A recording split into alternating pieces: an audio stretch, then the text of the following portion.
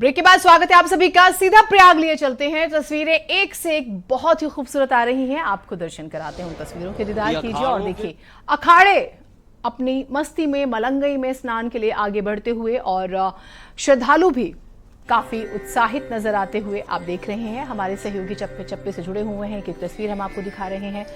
अलग अलग साधु संतों से बातचीत कर रहे हैं, विदेशी जो आए हुए हैं उनसे बातचीत कर रहे हैं। वो सनातन के बारे में, शिव के बारे में क्या सोचते हैं, महाकुंभ के बारे में उनसे बातचीत कर रहे हैं। अब से थोड़ी देर पहले आपने देखा कि अखाड़े जो है वो स्नान करने निकले हुए थे और ये भी कुछ तस्वीरें आई हैं। हम कोशिश करेंगे अपने सहयोगी से जुड़े और इसके बारे में भी आपको और जानकारी दें। हालांकि अग्नि अखाड़ा, जूना अखाड़ा, दिगंबर अखाड़ा, निर्मल अखाड़ा ये स्नान कर चुके हैं। उनकी पूरी एक सारणी है ताकि सब कुछ स्मूथ चलता रहे। तो उस सूरत में भी अखाड़े लगातार जो हैं वो स्नान कर रहे हैं। पिछली बार थोड़ी सी दिक्कत हुई थी, आप जानते हैं, दुर्घटना हुई थी और उसके बाद से सब कुछ शांत हो गया था। लेकिन इस बार कई मोर्चों पर तैयारी हुई, स्पेशल ऑफिसर्स नियुक्त किए गए, पांटून पुल्स जो हैं वो बहुत अच्छे से सुचारू रूप से चल रहे हैं। रेलवे स्टेशन, बस स्टैंड्स, हर जगह स्मूथ जो है फ्लो है। यहाँ पर भी देखिए अखाड़े बाकायदा सुरक्षा में आगे बढ़ते हुए और तो और जिम्मेदारियां जिस तरीके से तय की गई।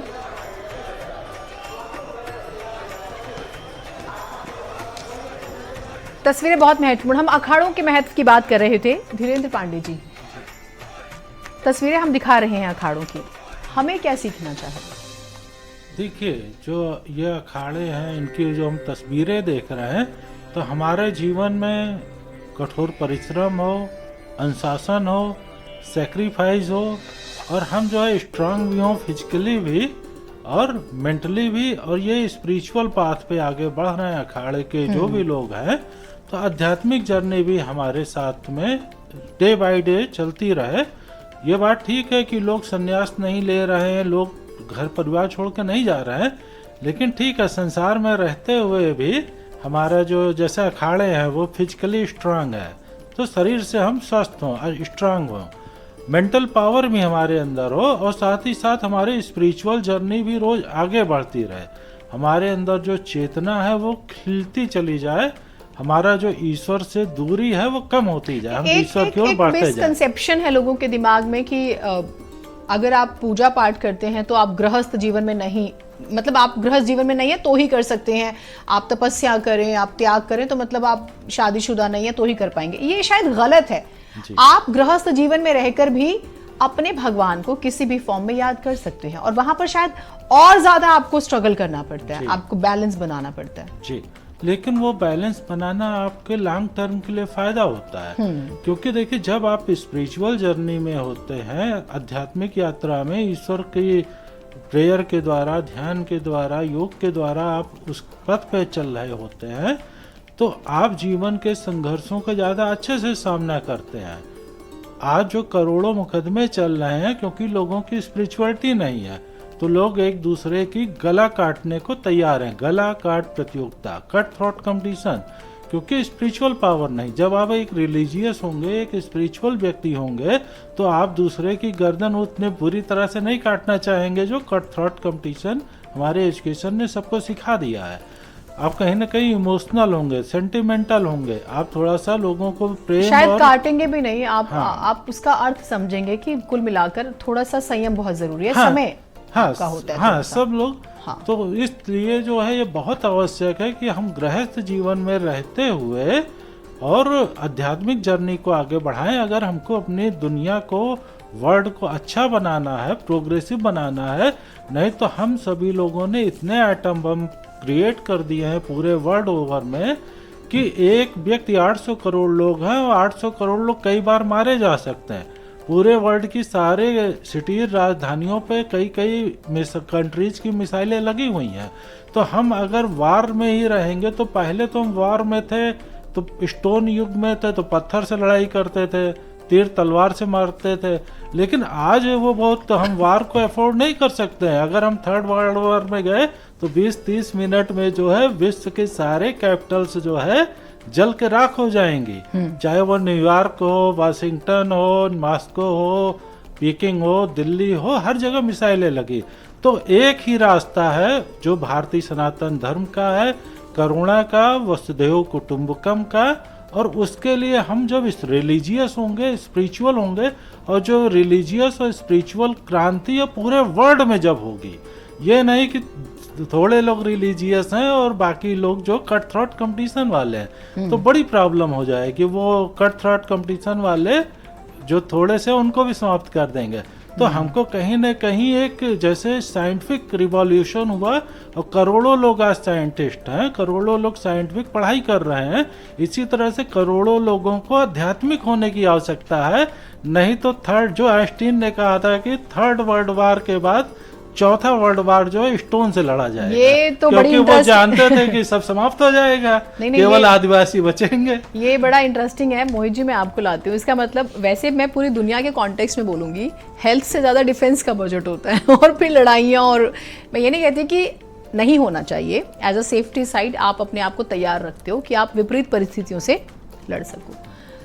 लेकिन थोड़ा सा इधर भी ध्यान देना चाहिए स्पिरिचुअलिटी की तरफ। एक बजट स्पिरिचुअलिटी का भी हो, और ये शायद फैमिलीज पहले करे, बच्चों में, परिवार में, लाइफस्टाइल को लेकर, और उसके लिए रिलीजियस होना ज़रूरी है।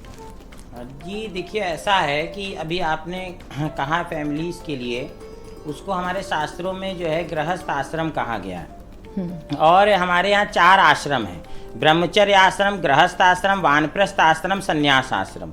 और आजकल हर कोई डायरेक्ट सन्यासी बनने की सोचता है, डायरेक्ट सोचता है हम सन्यासी बन जाएं, सचिन तेंदुलकर बन जाए, बल्ला पकड़ा नहीं और सीधे सचिन तेंदुलकर बन जाए। तो वही चीज़ है। तो ब्रह्मचर्य आश्रम 25 वर्ष है, जिसमें विद्या प्राप्ति, स्टूडेंट लाइफ जिसको आजकल हम बोलते हैं, हम सरल शब्दों में समझिए कि हम जिसमें स्टूडेंट लाइफ होती है, ड्रेस कोड होता है, हम ड्रेस पहनते हैं, टाई लगाते हैं, स्कूल जाते हैं, पढ़ते हैं, और अगर इस ड्रेस नहीं पहनते हैं तो हमें उसके लिए पनिशमेंट भी मिलता। तो वो हो गया, हमको अनुशासन सिखाया जाता। तो वो ब्रह्मचर्य जो आश्रम है सफ़ेद वस्त्रों के उसका प्रतीक है कि हमारा वेदांत चरित्र हो, श्वेत वस्त्र। और फिर गृहस्थ में कोई भी रंग आप पहन सकते हैं, पीला, लाल, आप कोई भी रंग पहनिए, नीला पहनिए, हरा पहनिए, जो आपको अच्छा लगे। इसका कोई ड्रेस कोड नहीं है, क्योंकि आप अनुशासन सीख चुके हैं। और जो अभी आपने कहा कि फैमिली के लिए अध्यात्म, यहाँ पर आपको संसार के बीच रहना। ये 4 आश्रमों में सर्वश्रेष्ठ आश्रम माना जाता है, क्योंकि बाकी के 3 आश्रम इसी पे डिपेंड हैं। गृहस्थ जब दान करेगा तब सन्यासी का पेट भरेगा, तब ब्रह्मचारी का पेट भरेगा, तब वानप्रस्थी का पेट भरेगा। गृहस्थ आश्रम में ही व्यक्ति जीविकोपार्जन करता है। ये अर्थ प्रधान है, यहाँ पर अर्थ की बहुत आवश्यकता होती है। यहीं से संतान उत्पत्ति होती है, संसार की बढ़ती होती है, यहीं से बच्चों को अच्छे संस्कार देते हैं माता पिता, और यहीं से राष्ट्र की रक्षा के लिए, जैसे आपने कहा डिफेंस, जो सैनिक उत्पन्न होते हैं वो यहीं से होते हैं। तो सारे, और इन सारे कार्यों को करते हुए अच्छे बुरे लोग भी यहीं होते हैं, और यहीं बुरे लोगों से लड़ना भी पड़ता है, और शस्त्र और शास्त्र दोनों में पारंगत होना पड़ता है। यहीं से ज्ञान भी दिया जाता है, यहीं से सारे कार्य सिद्ध होते हैं। और फिर इन सब को करते हुए आध्यात्मिक जीवन भी जीना पड़ता है, ईश्वर का स्मरण भी करना पड़ता है। और वानप्रस्थ और सन्यास उसके बाद के आश्रम है। वानप्रस्थ का मतलब है गृहस्थ से निकल के सन्यास आश्रम में जब आप जाते हैं तो धीरे धीरे आप अपने आप को स्पिरिचुअलिटी की ओर ले जाएं, अध्यात्म की ओर ले जाएं। क्योंकि एकदम से अगर आप करेंगे तो हो सकता है कुछ दिन में आप फिर वापस भटक जाएं, तो उससे धर्म का उपहास होगा। इसलिए आप वानप्रस्थी बने, उसके बाद फिर आप सन्यास आश्रम में जब जाएंगे तो बिल्कुल कठोर स्थिर हो जाएंगे। फिर आपके ऊपर कोई उंगली उठाने वाला, कितने भी मीडिया के कैमरे लग जाएं, कितने भी कुछ हो जाए, आप कभी गलत कार्य कर ही नहीं सकते। ऐसा हमारा वेदांती शास्त्रों का कॉन्सेप्ट है। और उसके बाद जब आप सन्यास आश्रम में जाते हैं तो एक ही का मोक्ष, अब आपके धर्म, अर्थ और काम का जो विषय था वो गृहस्थ तक पूर्ण हो गया। ब्रह्मचर्य में आप सिर्फ धर्म की प्राप्ति कर रहे थे, यहाँ पर काम की भी प्राप्ति हो गई, कामनाओं की भी पूर्ति हो गई, अर्थ के भी हो गया, अब मोक्ष रह गया। मोक्ष के लिए वानप्रस्थ तैयारी के लिए फिर जब आप सन्यासी बनते हैं तो मुमुक्षु हैं। मोक्ष प्राप्ति एकमात्र उद्देश्य है। धनोपार्जन वहां नहीं करना कि हमारे पास महंगे महंगा सामान हो, महंगी महंगी वस्तुएं हो, वो सब गृहस्थ में आप पूर्ण कर लीजिए। मुझे एक चीज, क्योंकि आपने मोक्ष शब्द का इस्तेमाल किया, और कुंभ में भी मैं बहुत सारे विदेशी जो पर्यटक आए हुए हैं उनको सुन रही थी, वो भी मोक्ष की बात कर रहे हैं। मोक्ष को हम कैसे समझें? मोक्ष मतलब क्या? देखिए, सब कुछ छोड़ देना, सिर्फ ईश्वर में लीन हो जाना, क्या है मोक्ष? मोक्ष है जीवन मृत्यु का जो चक्र है, जैसे जीवन मृत्यु के चक्र से छूटकर मनुष्य बार बार जन्म लेता है, 84 लाख योनियां उनमें जाता है और हमें ईश्वर की प्राप्ति हो जाए, हम परमात्म लीन हो जाएं, तो यही मोक्ष है कि हम मुक्ति की अनुभूति करें। हमें जो आसक्ति है सांसारिक पदार्थों से, धन की, वैभव की, यश की इच्छाएं, उन सब के हमारे भीतर से समाप्त हो जाएं और हम परमात्म लीन हो जाएं, वही मोक्ष है, मुक्ति है। क्योंकि जो संसार, जैसे अभी हम लोग चर्चा कर रहे थे, आचार्य जी ने कहा कि जो भौतिक वस्तुएं हैं संसार की, जड़ पदार्थ हैं, इन जड़ पदार्थ में अगर हम अधिक लिप्त होंगे तो हमारे अंदर जड़ता आएगी, और वही आ रही है संसार में। लड़ाई झगड़ा मारपीट, भावनाओं से हम दूर हो रहे हैं। आपने कहा ना भावनाओं से हम दूर हो जाएं, तो भावनाओं से कब दूर होंगे? जब हम जड़ पदार्थों से, हमारे पास गाड़ी हो, बंगला हो, लैपटॉप हो और महंगे महंगे, हाँ लैपटॉप यूज आप करें, मैं ये नहीं कह रहा ना, लोग गलत अर्थ भी ले, मोबाइल यूज करें, मगर उतना करें जितनी उसकी आवश्यकता है। मैं इस पर बात करूंगी, तो मैं क्या इसको ऐसे समझूं, मोक्ष का मतलब किसी भी चीज को आराम से त्याग देना, इस पर बात करेंगे। लेकिन हमारे सहयोगी शोभित जुड़े हुए हैं, एक बार शोभित से अपडेट ले लेते हैं। शोभित, अखाड़े स्नान करें, लगातार हम वो डिटेल्स दे रहे हैं और तस्वीरें भी दिखा रहे हैं। इस वक्त आप कहां पर हैं और क्या सब कुछ बहुत बेहतरीन तरीके से चल रहा है, बताइएगा।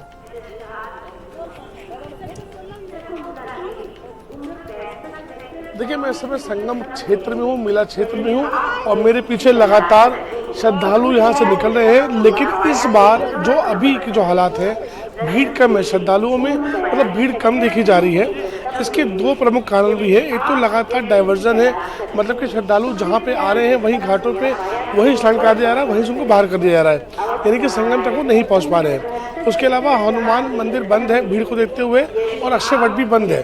तो ये भी कारण, कुछ श्रद्धालु हमारे साथ हैं, इनसे बात कर लेते हैं और इनसे जान लेते हैं। कहाँ से आए आप लोग? हम लोग राजस्थान से आए हैं, उदयपुर के कुंभलगढ़ से। आस्था की डुबकी लगाई? आस्था की डुबकी लगाई संगम घाट पे जाके। कैसे लगा? अरे एकदम दिव्य अनुभूति हुई, एकदम बहुत अच्छा लगा। कैसी अनुभूति हुई? अच्छा लगा। क्या लगा? कहाँ से आ रहे हैं? हम राजस्थान उदयपुर से आ रहे हैं। कैसे लगा आप लोग को? मैं राजस्थान के रहने वाला हूँ। अभी हम लोग बॉम्बे से आए बॉम्बे से आस्था की डुबकी ली, हेलीकॉप्टर शॉट में फूल वर्तन किए। योगी जी ने बहुत अच्छा सेवा किया इधर, ऐसा कोई कर नहीं सकता आज दिन तक। तो योगी जी ने करके दिखाया है ना, वो कोई भी नहीं कर सकता सर। कैसी व्यवस्था है, कैसा लग रहा है? व्यवस्था के मामले में हम ऐसा है कि हमारे पास कोई शब्द नहीं है, कहने जाएंगे ना तो कोई समय नहीं है। वास्तव में कुछ लगता है कि हम कहीं पे गए हैं, किसी ने नहीं सोचा था इतना अच्छा और सुंदर वातावरण होगा।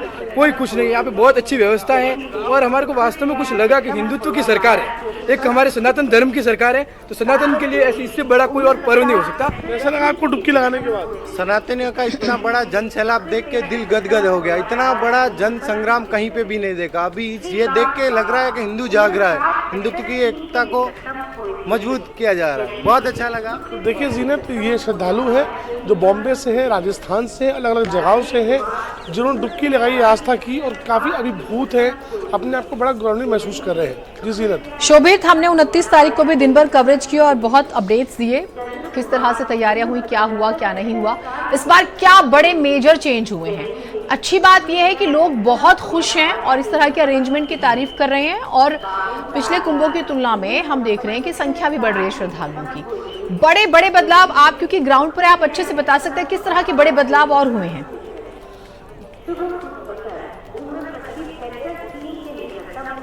देखिए, मौनी की घटना के बाद मुख्यमंत्री खुद एक्शन मोड में आए। उन्होंने अपने जो अधिकारी विश्वसनीय है 5 IAS यहाँ भेजे, जिन्हें बानू गोस्वामी समेत 5 IAS है। उन्होंने एक रूट मैप बनाया जिसमें 11 पॉइंट्स बनाए गए।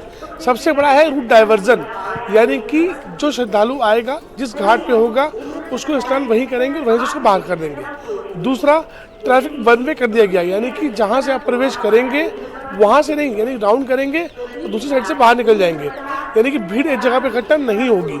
इसके अलावा पैंटून पुल, जो पैंटून पुल बंद थे पिछली बार, जो एक बड़ा एक कारण बना जो लगा था, हाईलाइट हुआ था, पैंटून पुल खोल दिए गए अधिकांश, तो वहाँ से पब्लिक का काफ़ी एक अच्छा फ्लो हो रहा है, पब्लिक वहाँ से लगातार डाइवर्ट कर रही है।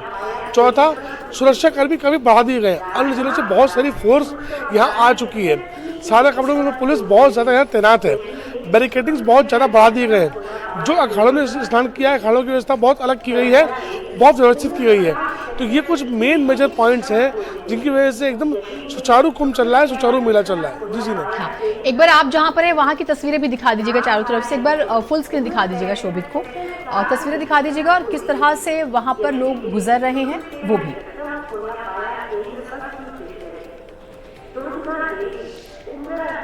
देखिए जीनत, ये जरा कैमरामैन जरा पैन करिए अमरीश, आगे दिखाइए। देखिए ये वन वे कर दिया गया है। पहले यहाँ पे क्या था कि भीड़ बहुत थी दोनों साइड से, लेकिन अब यहाँ पे एग्जिट है, यानी कि लोग स्नान करके संगम से यहाँ से एग्जिट हो रहे हैं, निकल रहे हैं। ये वन वे कर दिया गया है, मतलब जो पब्लिक उधर से आएगी वो इधर नहीं आएगी, यहाँ से एग्जिट है। तो ये लोग निकल रहे हैं जो संगम पे स्नान कर रहे हैं, उनका एक रास्ता बनाया गया है। यहाँ से ये पीछे हनुमान जी का मंदिर है, इस मंदिर से होते हुए और यहाँ से सीधे मंडप में आएंगे ये लोग। इसके बाद सीधे ऊपर आएंगे और यहाँ से एग्जिट मतलब बाहर निकल जाएंगे जीटी रोड पे, और इसके बाद वो शहर में प्रवेश कर जाएंगे। और देखिए भीड़ का फ्लो कम है फिलहाल। अगर अन्य श्रेणियों की बात की जाए तो आज थोड़ा भीड़ का फ्लो कम है, बढ़ सकता है, भीड़ बढ़ेगी अभी, लेकिन फिलहाल भीड़ कम है। डाइवर्जन है, कई सारे प्लान्स काम कर रहे हैं, और जितने प्लान्स काम किए, देखिए सीएम खुद मॉनिटर कर रहे हैं वॉर रूम में बैठ के। सीधा संदेश है, ये मैसेज सीएम का है कि जब मैं 3:30 बजे बैठ सकता हूँ, दे सकता हूँ, तो सब अधिकारियों को ग्राउंड पर रहना पड़ेगा। और देखिए उसका असर भी है। आप रहिए शोभित, हम बातचीत करेंगे। कुछ तस्वीरें आई हैं वो दिखा देते हैं अपने दर्शकों को। सुपर एक्सक्लूसिव तस्वीरें आपके अपने चैनल पर, अपनी टेलीविजन स्क्रीन पर देखिए। बेहद खूबसूरत तस्वीरें आई हैं कुंभ से, देखिएगा। तस्वीर नंबर 1।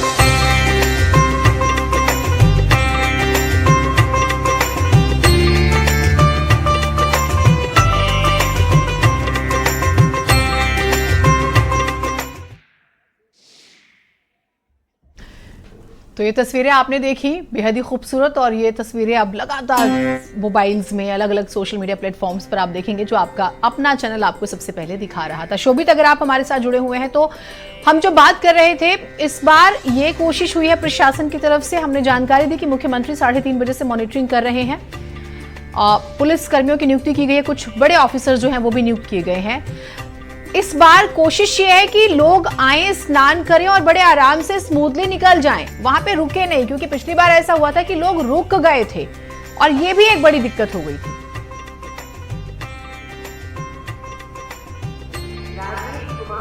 देखिए लोग क्या कर रहे थे पिछली बार जीनत, लोग रुक तो रहे थे, घाट पे सो भी जा रहे थे। हाँ। जिसे जहां जगह मिल रही थी वहीं सो रहा था, फिर उठा था, फिर स्नान कर रहा था। पिकनिक स्पॉट टाइप माहौल हो गया था। लेकिन इस बार आप देखिए कितना सुचारू ये मेला चल रहा है। लगातार लोग यहाँ से मूव हो रहे हैं, यानी कि आप स्नान करेंगे, आपको घाट पे रुकने नहीं दिया जाएगा। आप स्नान करिए और तो अपना जो आप जल लेते हैं जल लीजिए और सीधे मूव करिए बाहर की ओर। जो अन्य श्रद्धालु हैं उनको स्थान मिले, जगह मिले, और ताकि वो आनंद ले सके संगम में डुबकी लगाने का, आस्था की डुबकी लगाने का। तो ये भी एक रीज़न है कि इस बार श्रद्धालुओं को स्टे करने नहीं जा रहा है, यानी कि आप रुकेंगे नहीं संगम पे या घाट पे, आप स्नान करिए और वहाँ से निकल जाइए। तो इससे भी एक मेन कारण है कि भीड़ नहीं हो पा रही है इकट्ठा एक जगह पे। दूसरी बात, जो रूट डाइवर्सन बहुत सही किए गए हैं, इससे दिक्कत नहीं आ रही है। श्रद्धालु संगम, बहुत सारे श्रद्धालु ऐसे हैं जो संगम नहीं पहुंच सकते हैं, क्योंकि ये पहले ही कहा गया था और ये साधु संत भी कह रहे हैं कि जहां आप पहुंचे वही संगम है, वही त्रिवेणी है, वही डुबकी लगाइए। तो ये भी एक बड़ा फैक्टर है भीड़ ना होने का। इसके अलावा जो पैंटन पुल खोले गए हैं वो बहुत अहम कारण है। भीड़ लगातार मूव हो रही है, जब पुल खोल देंगे आप तो भीड़ों को जगह मिल जाएगी लोगों को निकलने के लिए, तो वो एक भी अहम कारण हो जाता है। उसके अलावा अधिकारी जिस प्रकार से मॉनिटर कर रहे हैं, जो अधिकारी पिछले कुंभ में थे उन अधिकारियों को यहाँ भेज दिया गया है, तो उन्हें पूरा अनुभव है सीनियर कि कैसे मेला कराते हैं, कैसे भीड़ को निकालते हैं और कैसे सकुशल संपन्न मेला किया जाता है। तो ये सब पैरामीटर्स हैं जो हिट साबित हो रहे हैं आज। जी ने बिल्कुल। और सबसे बड़ी बात, आपने अधिकारियों का जिक्र किया और दबाव ना बने वहां पर श्रद्धालुओं का, और पैंटून पुल्स का भी आपने जिक्र किया, वो भी हम तस्वीरें दिखा रहे हैं और चर्चा भी एक बार शुरू कर लेते हैं। और तस्वीरों के जरिए जैसे कोई हलचल हो, शोभित आप इशारा कीजिएगा, तस्वीरें हम दिखाएंगे। मुख्यमंत्री मॉनिटरिंग कर रहे हों या फिर ऑफिसर्स जो है वो ड्यूटी पर तैनात हों। धीरेन्द्र पांडे जी, कुंभ से हम क्या सीखे? हमारे दर्शक, हमारे जो श्रद्धालु पहुंच रहे हैं, ऐसा नहीं कि आप कुंभ 46 दिन का 48 दिन का हुआ, आपने वहां गए, आपने वहां स्नान किया कि पुण्य कमाया और आप वापस घर आए, फिर उन्हीं सब चीजों में लग गए जो आप पिछले कुछ सालों से कर रहे थे। जी। क्या ऐसा हम ले जो जीवन भर हमारे अंदर है? देखिए, कुंभ जो है क्या है ना, पूरे भारत के जो सर्वश्रेष्ठ स्पिरिचुअल लोग हैं, विद्वान लोग हैं, धार्मिक लोग हैं, इकट्ठा होते हैं। जो सबसे रिफाइंड लोग हैं, सबसे इवॉल्व सोल है। तो क्या होता है, व्यक्तिगत स्तर पे हर व्यक्ति काम कर रहा है, लाखों लोग काम कर रहे हैं, धर्मगुरु हैं, धर्म के क्षेत्र में कार्य करने वाले लोग हैं, लेकिन वो अलग अलग काम कर रहे हैं। कोई हरिद्वार में है, कोई अयोध्या में है, कोई प्रयागराज में, कोई उज्जैन में, कोई कहीं पे है।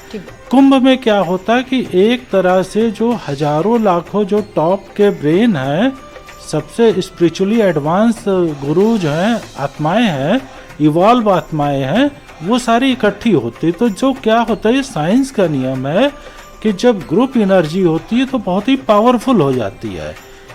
व्यक्तिगत एनर्जी, जैसे एक नदी अकेले सागर तक नहीं जा पाएगी, लेकिन जब वो नदियों का संगम होता चला जाता तो धारा बड़ी होती जाती है और सागर तक पहुंच जाती है। हर छोटी नदी भी जो बड़ी नदियों से जोड़ रही वो भी सागर पहुंच गई। तो कुंभ में चूंकि हजारों जो है सिद्ध संत हैं वहाँ पे, जो हिमालय में रहते हैं, कभी हमको दिखाई नहीं पड़ते, इवॉल्व आत्माएं, तो इस कारण से एनर्जी का एक तो लैप्टेशन हो गया है। दूसरी चीज ये है कि जो नॉलेज है, जो वहाँ करोड़ों लोग जा रहे हैं, उनको नॉलेज मिलेगी ना, उनको ज्ञान मिलेगा। क्योंकि जैसे समुद्र मंथन हुआ था, इसी तरह से ये विद्वान आपस में बातचीत करेंगे, मंथन करेंगे कि कैसे हमारा देश आगे बढ़े, कैसे विश्व का कल्याण हो, कैसे जो है लोगों के अंदर जो समस्याएं हैं, मानव का जीवन क्रेडल से ग्रेव तक, जन्म से लेकर मृत्यु तक समस्याओं से घिरा हुआ है। और जो व्यक्ति संसारिक जीवन में लिप्त है, उसको विजन नहीं होती है, इंसाइट नहीं होती है, दृष्टि नहीं होती है कि वो समस्याओं से बाहर निकलने का रास्ता निकाल पाए। हमेशा जो है समस्याओं से बाहर निकलने का रास्ता स्पिरिचुअल गुरु ही देते हैं, जो मैसेंजर हैं, जो अवतार हैं, जो भगवान का अवतार हैं या धार्मिक गुरु हैं।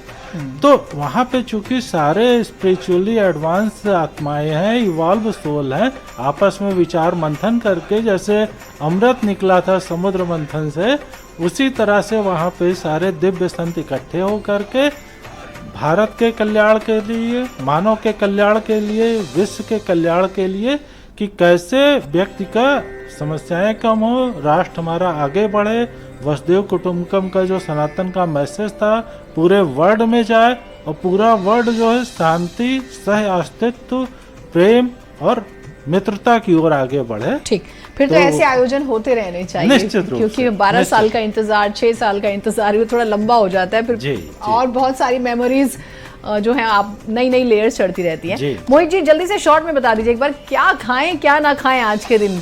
ज्यादा पुण्य कमाना है ना। तो हमारे दर्शकों को थोड़ा मैसेज दीजिए कि आज वो किन बातों का विशेष ध्यान रखें। आज के दिन जो है आप संगम स्नान, गंगा में स्नान, या अपने घर पर अगर आप हैं तो किसी पात्र में गंगा जल डाल लीजिए और उसमें जल भर के स्नान अवश्य करिए। और दान का विशेष महत्व है, सरस्वती पूजन का विशेष महत्व है।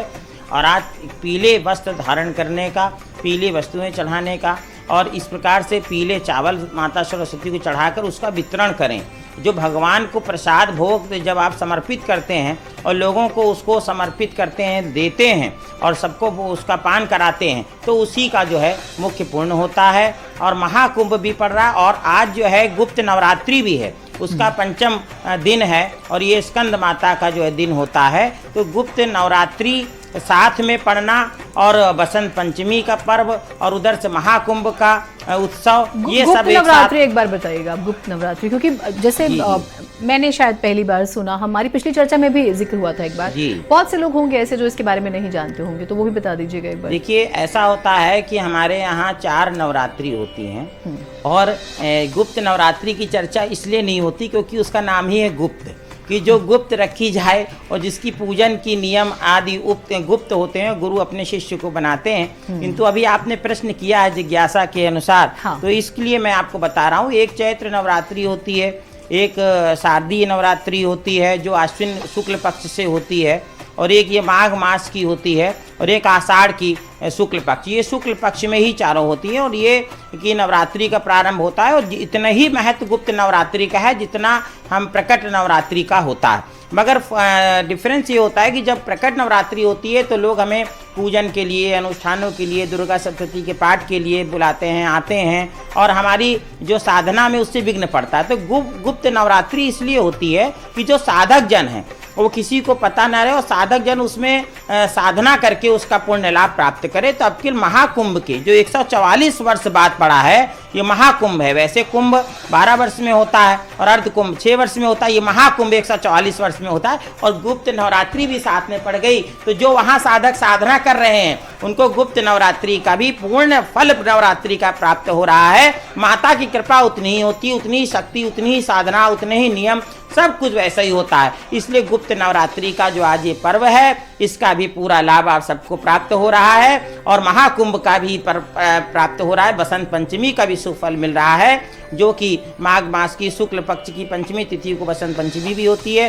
तो सरस्वती देवी का आविर्भाव हुआ, इस पर अभी हम लोगों ने विस्तार से चर्चा करी। तो इस प्रकार से हमें ये सारे पुण्य एक साथ मिल रहे हैं और इन सारे पुण्यों का लाभ हम उठाएं। और सरस्वती देवी को प्रणाम करना मैं फिर से बोलूँगा कि आप बिल्कुल ना भूलें, क्योंकि जब तक देवी सरस्वती की कृपा नहीं होगी तब तक किसी व्यक्ति का उत्थान संभव नहीं है। और चाहे वो बाइबिल हो, चाहे कुरान हो, चाहे भगवत गीता हो, वेद हो, सभी में कहा गया है कि शिक्षा जो है प्राप्त करना अत्यंत आवश्यक है। शिक्षा की ही देवी सरस्वती हैं। कुरान में भी कहा गया है कि अल्लाह कहते हैं कि माँ की गोद से कब्र के अंधेरे तक तुम शिक्षा को प्राप्त करते रहो, तालीम को प्राप्त करते रहो। तो आप देखिए कि हर रिलीजन का जो है, हर संप्रदाय, हर मत मजहब का ये संदेश है कि शिक्षा को जीवन में इतना अधिक महत्व है कि क्योंकि शिक्षा प्राप्त होने से सांप्रदायिक दंगे नहीं होते। कहते हैं कि जो भगवत गीता कुरान पढ़ता है वो कभी नहीं लड़ता, जो नहीं पढ़ता वही लड़ता है। तो इसलिए शिक्षा का ही महत्व है। अगर आप शिक्षित होंगे तो आप विश्व में शांति स्थापित कर सकते हैं।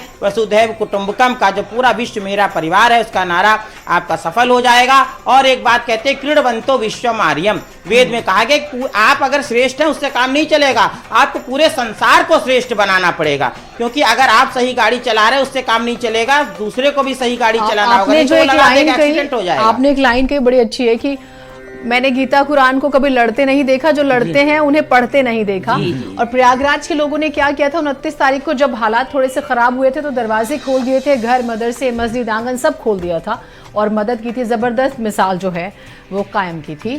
तो ये बहुत अच्छी बात है और शायद ये सनातन सिखाता है कि आप सबको अपने में समा लीजिए प्रेम के साथ। बहुत छोटा ब्रेक, कहीं मत जाइएगा।